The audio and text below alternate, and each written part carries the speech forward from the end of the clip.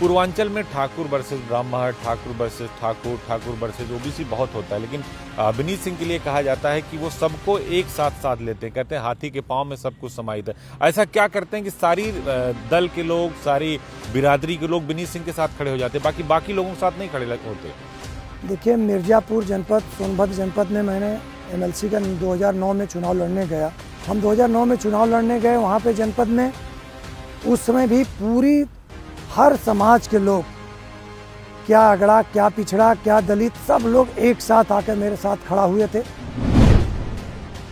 हर को जो मेरे सामने आया, जो भी काम लेकर आया, जिस प्रकार का भी काम लेकर आया, विकास संबंधित काम लेकर आया, चाहे लखनऊ से काम होना है, दिल्ली से काम होना, जिले स्तर पे काम है, जनपद स्तर के कामों को मैं अपने मन से और तन से एकदम लगकर हमेशा काम किया हूं लोगों का। धनंजय और अभय की जो वर्सेज लड़ाई चल रही है तो आप देख ही रहे हैं, वो सोशल मीडिया पे भी चल रही है, मैदान में भी चल रही है, सब जगह चल रही है। धनंजय सिंह जी का मेरा संबंध जो है कि संबंध है, तमाम वहाँ रिश्तेदारियाँ जौनपुर में हैं। अभय सिंह ने एक बात कही कि धनंजय सिंह की पत्नी शशिकला जो जिला पंचायत अध्यक्ष हुई, उसमें मेंबर भी आपने दिया और मदद भी आपने की। इस प्रकार से जो है कि चुनाव आता है तो चुनाव, देखिए, एक दूसरे से संबंध रहता है, तो एक दूसरे का हमेशा सहयोग में आदमी रहता है। नहीं, अभय सिंह ने यह भी कहा कि आपने सदस्य भी दिया फ्री में और पैसा भी आपने दिया। क्या आपको लगता है कि धनंजय सिंह जी को पैसे की आवश्यकता क्या पड़ी होगी? अगर विनीत सिंह नहीं होते तो धनंजय सिंह की पत्नी जिला पंचायत अध्यक्ष नहीं होती। पहले भी बताया कि जितनी मुँहें उतनी बातें होती हैं। राजनीति में हमेशा एक दूसरे का सहयोगी बनकर आते हैं लोग। अखिलेश यादव कहते हैं कि जो बुलडोजर चलता है वो जाति देखकर जाता है, राजपूतों के ऊपर बुलडोजर नहीं चलाया जाता और योगी सरकार जाति देखकर बुलडोजर चलाती है। इस सरकार में किसी भी जात का व्यक्ति अगर गलती किया है, किसी भी जात का व्यक्ति अगर गलती किया तो बुलडोजर चला है और आगे चलता रहेगा। आपके ऊपर एक मुकदमा लिखा गया था अखिलेश यादव की सरकार में, कार्टून को लेकर अपहरण का मुकदमा। बाद में उस मुकदमे का क्या हुआ, उसमें आपको जेल जाना पड़ा, जेल से रह के चुनाव लड़ना पड़ा।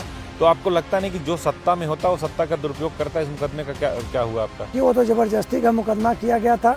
सबको पता है कि अगर सोशल मीडिया से कोई चीज़ अगर चलाई जाती है तो साफ सुथरी बात है कि पहले वो आईडी को चेक करिए कि वो आईडी है किसका। को लगता है कि जो राजनीति का आचरण है, जो लोकतंत्र का आचरण है, कितना बदल गया? क्योंकि अब भाषा की मर्यादा नहीं रही राजनीति में, और एक दूसरे के ऊपर जब आरोप प्रत्यारोप चलता है तो लोग राजनीतिक और लोकतंत्र दोनों की मर्यादाओं का पालन नहीं करते। ये परंपराएं तो तोड़ी गई है। राजनीति की जो मर्यादा था, आज तुच्छी राजनीति टाइप के लोग बात करने लगते हैं।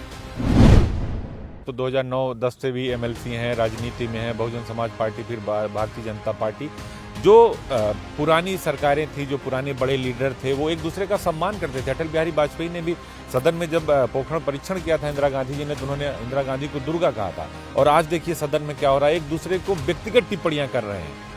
टिप्पणी इस प्रकार के लोग करने लगे हैं, बता दिए मैंने, निजी आ गए, निजी पे पर्सनल लोग लेने लगे हैं। सदन में पर्सनल बातें होने लगी है।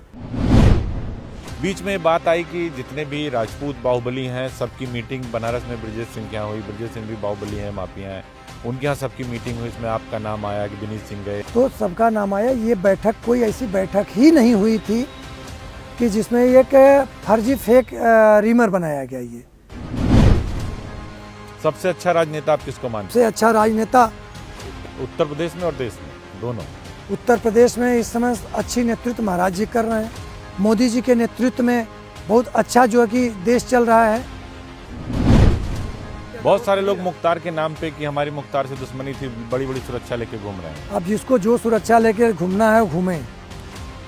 हमारी लड़ाई सीधा फंडा मेरा है कि हमसे जो लड़ने आया हम उससे लड़े।